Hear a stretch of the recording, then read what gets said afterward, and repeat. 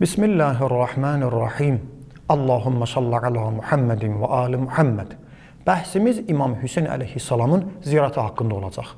İmam Hüseyn əleyhissalamın ziyarətinin fəziləti nə qədərdir? Kimsə imamın ziyarətinə gedərsə nə qazanır? Həm dünyada, həm axirətdə.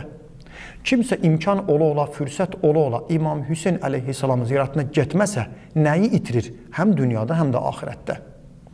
Birinci mövzu bundan ibarətdir. Əhl-i-Beyt imamlarımızın buyurduğuna əsasən bu ziyarət bəzən də onların hikmətli kəlamlarında, hədislərində vacib buyurulmuşdur. Bəli, vacib buyurulmuşdur. O qədər əhəmiyyətlidir ki, vacib olmuşdur bizə. İmam Sadiq əleyhissalam buyurur, Murru şiətana bi ziyarəti qabril Hüseyn əleyhissalam.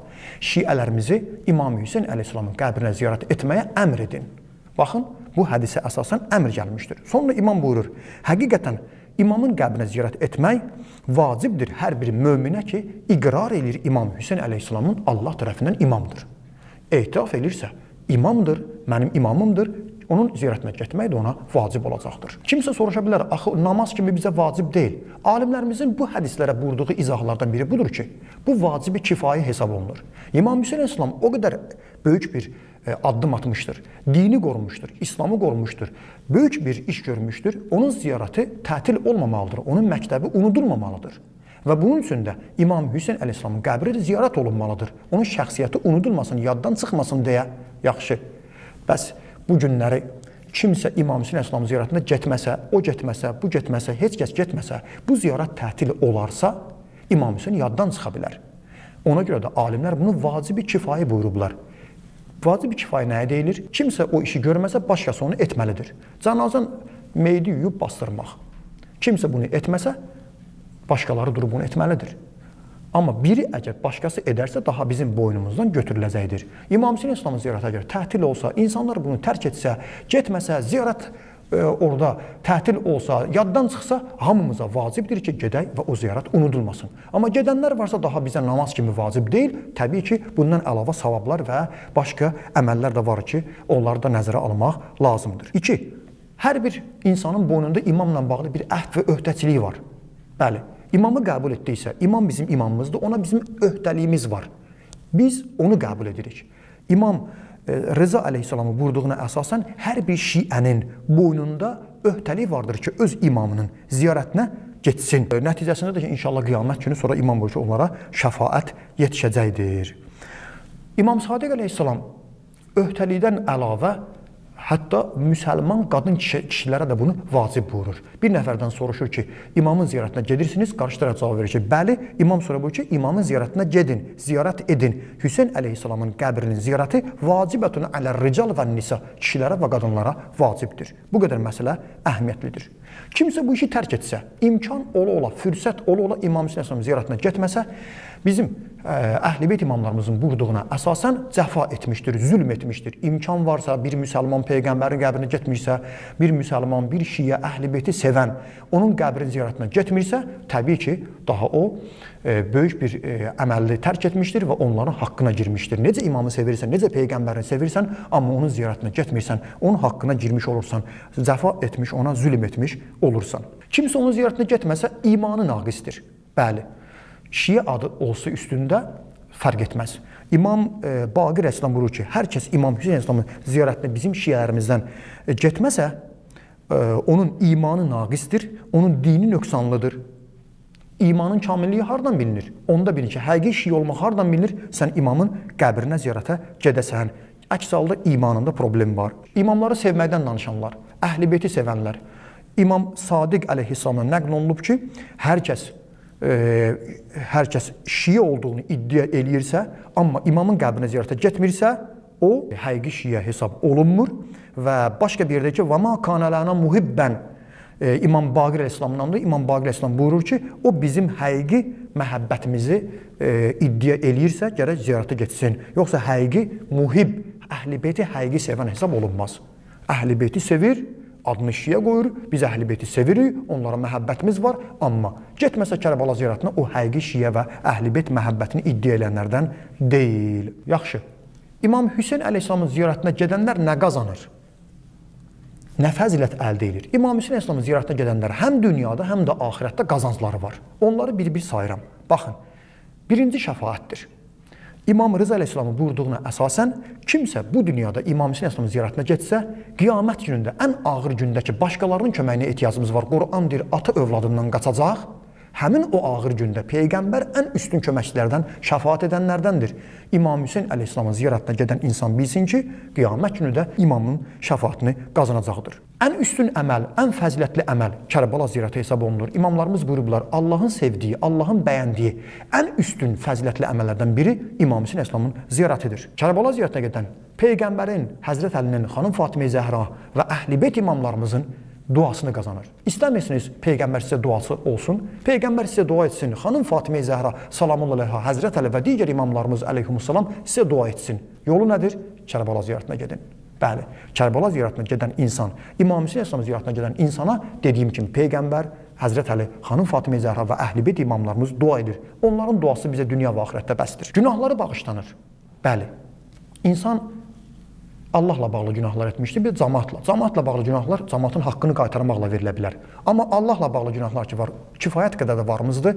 O günahları bağışlamağın yolları Kərbalaya getməkdir. Allah Teala İmam Hüseyn əleyhissalamın ziyarətinə o qədər dəyər verir ki, hər kəs onun ziyarətinə gedərsə, onun günahları bağışlanır. Hədisə əsasən və yuğfaru lehu zunubu 70 sənə, 70 illik günahları onun bağışlanır. Yaxud da imam buyurur ki, bu dünyadan köçəndə boynunda günah olmadan bu dünyanı tərk etmişdir. Peyğəmbər onunla görüşür. Bəli, düzdür, hədisdə gəlməmişdir, musafihə kəlməsi gəlmişdir ki, hər kəs İmam Hüseyn əleyhissalamın ziyarətinə gedərsə, bilsin ki, Peyğəmbərlə görüşəcəkdir. Başqa hədislərdə var ki, İmam Hüseyn əleyhissalamın ziyarətinə gedən sanki Allahı ərşində ziyarət etmişdir. Digər hədislərdə var ki, qiyamət günün qorxusu, fəza əkbər deyirlər. Qiyamətin bir xofu, qorxusu var. Hamısı qorxacaq. Məhkəmədir. Bütün əməllərimiz açılıb, evlərimiz açılıb. İnsanlar orada qaçmağa bir yer, pənah axtarırlar. Həmin vaxtı kim Kərbala ziyarətinə getsə, həmin günün qorxusundan Allahın rəhmət ərşinin kölgəsində qalacaqdır və əzabdan, qiyamət qorxusundan amanda qalacaqdır. İmam Hüseynlə həm söhbət olmaq. Kim Kərbala ziyarətinə getsə, Allahın ərşində İmam Hüseynlə həm söhbət olacaq. İstəmirsiniz İmam Hüseynlə söhbət edəsiniz? Harada? Allahın ərşində. Kim Kərbala ziyarətinə getsə, İmam Hüseynlə Allahın ərşində söhbət etmiş olur. Allah Teala Kərbala ziyarətinə gedəndən fəxr eləyir. Görün, nə qədər üstün əməldir ki, Allah Teala Kərbala ziyarətə gedəndən fəxr eləyir. Kərbala ziyarətə gedənin aqibəti xeyirli olur. İnsanın ən qorxduğu işlərdən biri də budur ki, insanın axırının, aqibətinin xeyirli olmağı, pis olmağıdır. Görürsən, namaz qılır, illərlə ibadət, mömin, hacı, Kərbalayı, amma ola bilər ki, aqibəti pis olsun. İmam Hüseyn ziyarətini tərk etməyin. İmam Hüseyn ziyarətinə getmək insanın aqibətinin xeyirli olmağına səbəb olan əməllərdəndir. Dünya ilə bağlı ruzunun artmasına səbəb olur. Kərbala ziyarəti insanın ruzusunu artırır. Kərbala ziyarəti insanın ömrünü bərəkətli edir, ömrünü uzadır. Kərbala ziyarəti o qədər əhəmiyyətlidir ki, bu yolda ölsə, başına bir iş gəlsə də ona çox böyük bir savab, şəhidlərin savabı verirlər, onun xüsusi bir qəbr ona xeyri var və qiyamətə də xeyri var. Bu yolda ölməyi hətta Allahdan biz istəyək ki, ölümümüz bir gün varsa Allah bizi sadə yolunda, elə Kərbala yolunda öldürsün inşallah. Yaxşı. Kərbala ziyarətinə gedən insan gedir, bu savabları qazanır. Kimsə Kərbala ziyarətinə fürsət ola, imkan ola getməsə nəyi itirir? İndi qulaq asın. Görün, Kərbala ziyarətinə getməyənlər haqqında imkan ola, onlar nəyi əldən verirlər? Özü də məsumun dilindən. Bir, Kərbala ziyarətinə imkanı olub getməyən insan birinci ilk növbədə bilsin ki, cənnətdə dərəcəsi aşağıdır. Bəli, kim buyurur bunu? İmam buyurur. İmam Baqir əleyhissalam buyurur. Kim İmam Hüseyn əleyhissalamın qəbrin ziyarətinə getməsə bizim şiyələrimizdən, onun imanında nöqsan var, dinində nöqsan var. Cənnətə daxil olsa, onun yeri cənnətin aşağı dərəcəsindədir. Kana dunəl müminə fil cənnə. Cənnətdə o adamlar ki, Kərbala gediblər, onların dərəcəsi Kərbala getməyənlərin dərəcəsindən üstündür. 2. Həsrət çəkəcək, peşman olacaq. Nə zaman? Qiyamət günündə. Bir nəfər İmam Sadiq əleyhissalamdan soruşur ki, birinin meylsizdir, rəğbətsizdir, həvəssizdir, Kərbala ziyarətinə getmək istəmir. Onun hökmü nədir? O adam ki, meyli yoxdur və bu ziyarəti tərk edir. İmam görür nə deyir? Cavabında. Əl-həsrətu yevməl həsrə. Həsrət çəkəcək. Həsrət çəkilən gün. Qiyamətin adlarından biri həsrət günüdür. İnsan həsrət çəkəcək, kaş filan iş eləyəydim. Qiyamətdə Kərbala getməyən həsrət çəkib deyəcək ki, kaş mən də Kərbala gedəydim. Bu qədər Kərbala ziyarətinin əhəmiyyəti var. Son. İmam Sadiq əleyhissalam maraqlı bir cümlə buyurur. Kərbala ziyarəti ilə bağlı. Baxın, imam əvvəldə and içir. Vallahi, and olsun Allaha. Ləv ənni həddəstukum bifədli ziyarətihi və bifədli qəbrihi. And olsun Allaha. Əgər imamın ziyarətinin savabı, fəziləti haqqında, qəbrinin fəziləti haqqında sizə danışsam, lətərəktumul həccə rəsən və ma həccə minkum əhədun. Həcci tərk edərsiniz. Ümumiyyətlə həcci tərk edərdiniz. Heç kəs sizdən həccə getməzdi. İmam qorxur, çəkinir. Kərbala ziyarətinin fəziləti haqqında danışsam, insanlar Allahın evini vacib həccə qoyarlar. Ona görə də bəzi yerlərdə ki, müqayisə aparırlar. Müqayisə aparmağa ehtiyac yoxdur. Kərbala ziyarəti o qədər üstün ziyarətdir ki, onun üstünlüyü sayanda bəzi insanlar çaşa bilərlər. Deyirlər ki, daha biz həccə niyə gedirik? Gedək Kərbalaya. İmam buyurur ki, o qədər savabı var ki, əgər sizə onları açsam, savabının fəzilətindən danışsam, qorxuram ki, həcci tərk edərsiniz. Bu qədər məsələ əhəmiyyətlidir. Son. Bəzən görürük ki, bəzi yerlərə təbliğat aparırlar. Kərbala nəyə lazımdır? Əsas Allahın evidir, əsas Kəbə evidir. Bəzən də bəziləri əksinə, bundan qabaq dediyim kimi, imamın qəbrin ziyarətini, təbliğatını aparırlar. Kərbala getsin, kifayətdir, həccin inirsən. Bunları üz-üzə qoymaq, bunları bir-birinə qarşı-qarşıya qoymaq düzgün deyil. Həcc vacibdir. Kimin imkanı varsa getməlidir. Getməyəndə bilsin ki, böyük günah etmişdir. O cümlədən də Kərbala ziyarəti də boynumuzda imamın haqqı olaraq boynumuzdadır. Gərək o ziyarətdə tərk olunmasın.